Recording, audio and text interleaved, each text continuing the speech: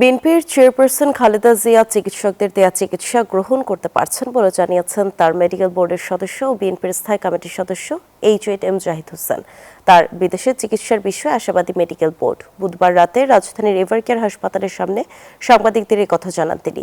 গেল ১৯ দিন ধরে তিনি রাজধানীর এভারকেয়ার হাসপাতালে চিকিৎসাধীন। ২৩ নভেম্বর শ্বাসকষ্ট নিয়ে তিনি এ হাসপাতালে ভর্তি হন।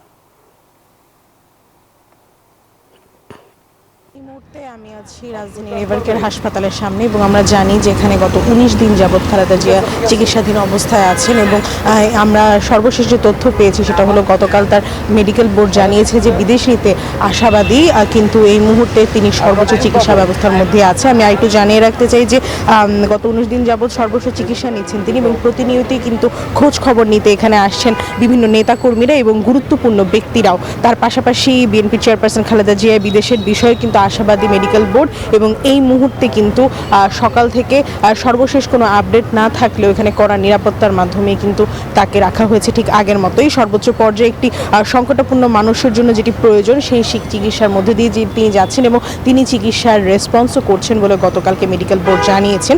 এবং তার পাশাপাশি এ নিয়ে আসলে কোনো গুজব যেন দেশবাসীর কাছে ছড়ানো না হয় সেই বিষয়ে কিন্তু মেডিকেল বোর্ড আহ্বান জানিয়েছেন। আমরা জানি যে খালেদা জিয়াকে বিদেশ নিয়ে যাওয়ার বিষয়ে কিন্তু জার্মান থেকে একটি এয়ার অ্যাম্বুলেন্স রেডি করে রাখা হয়েছিল, কিন্তু তার শারীরিক অবস্থার উন্নতি না হওয়া পর্যন্ত কিন্তু আসলে এয়ার অ্যাম্বুলেন্সে নিয়ে যাওয়ার সিদ্ধান্ত নিচ্ছে না দলটি।